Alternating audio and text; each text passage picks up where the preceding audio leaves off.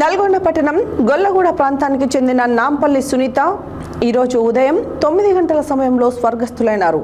విషయం తెలిసిన వెంటనే వార్డు మాజీ కౌన్సిలర్ అల్లి సుభాష్ యాదవ్, మృతురాలి భర్త అల్లి మల్లికార్జున్ యాదవ్ మరియు వారి కుటుంబ సభ్యులను సంప్రదించి వీరి మరణానంతరం నేత్రదానానికి అంగీకరింపజేశారు. ఈ సమాచారాన్ని Lions Club of Nalgonda Charitable Trust Eye Donation Centre counsellor Chandrashekar చిరునోములకు అందచేయగా క్లబ్ సభ్యులు, ప్రముఖ నేత్ర వైద్య నిపుణులు డాక్టర్ పుల్లారావు మరియు టెక్నీషియన్ జానీలతో కలిసి ఉదయం 11:45 నేత్రదానం ద్వారా కార్నియాను, కంటి పొరలను సేకరించారు. నల్గొండ పట్టణం గొల్లగూడ ప్రాంతానికి చెందిన నాంపల్లి సునీత ఈరోజు ఉదయం 9 గంటల సమయంలో స్వర్గస్థురాలైనారు. విషయం తెలిసిన వెంటనే వార్డు మాజీ కౌన్సిలర్ అల్లి సుభాష్ యాదవ్, మృతురాలి భర్త అల్లి మల్లికార్జున్ యాదవ్ మరియు వారి కుటుంబ సభ్యులను సంప్రదించి వీరి మరణానంతరం నేత్రదానానికి అంగీకరింపజేశారు. ఈ సమాచారాన్ని Lions Club of Nalgonda Charitable Trust Eye Donation Centre counsellor Chandrashekar చిరునోములకు అందజేయగా క్లబ్ సభ్యులు, ప్రముఖ నేత్ర వైద్య నిపుణులు డాక్టర్ పుల్లారావు మరియు టెక్నీషియన్ జానీలతో కలిసి ఉదయం 11:45 నేత్రదానం ద్వారా కార్నియాలను, కంటి పొరలను సేకరించారు. ఈ సందర్భంగా డాక్టర్ పుల్లారావు మాట్లాడుతూ, ఆదర్శవంతమైన జీవితం గడిపిన వీరి మరణానంతరం వీరి నేత్రాలను, కార్నియాలను, కంటి పొరలను దానం చేసి కార్నియల్ అంధతత్వంతో బాధపడుతున్న 2 నుండి 4 కంటి చూపును ప్రసాదించి ఎంతోమందికి స్ఫూర్తిగా నిలిచారని, తమ ఆధ్వర్యంలో ఇప్పటి వరకు 3 పార్థవ దేహ దానాలను మరియు 109 నేత్రదానాల ద్వారా 218 కార్నియల్ పొరలను సేకరించి 218 మంది కార్నియల్ అంధులకు కంటి చూపును ప్రసాదించగలిగామని తెలిపారు. మరణానంతరం 6 నుండి 8 గంటలలోగా నేత్రదానం చేయించవలనని, పార్థవ దేహం ఫ్రీజర్ బాక్స్లో ఉంచినట్లయితే 12 నుంచి 15 గంటలలో అయితే దానం చేయించవచ్చని, అందుకు తమ నెంబర్ 9948143299కు సమాచారం ఇవ్వవలనని కోరారు. నేత్రదాతకు కావలసిన ఫ్రీజర్ బాక్స్ను ఉచితంగా అందిస్తున్నామని చైర్మన్ కేవీ ప్రసాద్ తెలిపారు. Lions Club of Nalgonda Charitable Trust chairman advocate KV Prasad, managing director doctor Harinath, manager doctor Pullarao, సభ్యులు doctor Pranusha, doctor Nitisha, Yechuri Shailaja, Indian Medical Association అధ్యక్ష కార్యదర్శులు, కోశాధికారి doctor Damara Yadaiah, doctor Vijay Kumar, doctor Praveen తదితరులు అభినందించి నాంపల్లి సునీత మృతి పట్ల సంతాపాన్ని, కుటుంబ సభ్యులకు ప్రగాఢ సానుభూతిని వ్యక్తం చేశారు.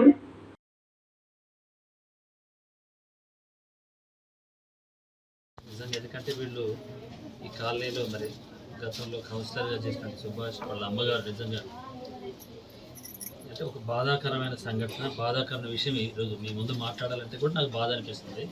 అంటే దుఃఖంలో ఉన్నప్పుడు, బాధలో ఉన్నప్పుడు, ఏడుస్తున్నప్పుడు మేము ముందుకు వచ్చి ఇక్కడికి వచ్చి మీ మధ్యలో ఇదేంటని విచిత్రంగా కావచ్చు కొంతమంది, కానీ చాలా గొప్ప కార్యం ఇది. నాంపల్లి సునీత గారు మరి చాలా చిన్న వయసులో మన నుంచి దూరం అయిపోయారు. కారణం ఏదైనా సరే, పిల్లలకు దూరం అయ్యారు, కుటుంబానికి దూరం అయ్యారు, సమాజానికి దూరం అయ్యారు. రోజు మనతో కలిసిమెలిసి ఉండే వ్యక్తి ఒక్కసారి మన మధ్య నుంచి పోయినప్పుడు ఎంత బాధ ఉంటుందో నాకు ప్రతి ఒక్కరికి తెలుసు. కానీ ఒక గొప్ప కార్యానికి పూనుకొని తన 2 కళ్ళను కూడా మరి కుటుంబీకులు ముందుకొచ్చి, తన భార్య అనుకోండి, తన తల్లి అనుకోండి, పిల్లలు, తన కళ్ళను మరి సమాజానికి ఇస్తున్నారు. ఇప్పుడు మరొక 2 నుంచి 3కి 4 కూడా చూపు వస్తుంది. ఆ 4 కూడా ఎంత సంతోషిస్తారంటే మిత్రుడు చెప్పాడు, ఒక అంధుడు అంధత్వంలో ఉన్నప్పుడు, కళ్ళు మోసుకుపోయినప్పుడు అసలు వాడు ప్రపంచాన్ని చూడలేడు, ప్రకృతిని చూడలేడు, తన కుటుంబాలతో మాటలు వినటమే కానీ ఏం చూడలేడు. మరి అలాంటి అంధత్వంలో ఉన్న మనిషి మనం ఒక్కసారి 2 నిమిషాలు కళ్ళు మూసుకుంటే చీకటి ప్రపంచాన్ని ఎలా ఉంటుందో మనం ఊహించుకోవచ్చు. సో అలాంటి అంధత్వాన్ని మరి పారుదోలాలంటే, ఆ చీకట్లో నుంచి వెలుగును నింపాలంటే సునీత గారు చేసిన త్యాగం చాలా మరవలేనిది. మన నుంచి దూరమైంది భౌతికంగా, కానీ మనలోనే తిరుగుతుంటుంది. ఆ కళ్ళు పెట్టుకున్న వ్యక్తులు మన మధ్యలోనే ఉంటారు, చూపును చూస్తూ ఉంటారు, మనను చూస్తారు తెలియక, కానీ ఎక్కడుందో మనకు తెలియదు. సో అంత గొప్ప కారణకి మిత్రుడు చెప్పినట్టు లక్షల్లో ఉన్నారు అందులో, కానీ మనం ఇలాంటి దానం చేసేవాళ్ళు 100,000 మాత్రమే.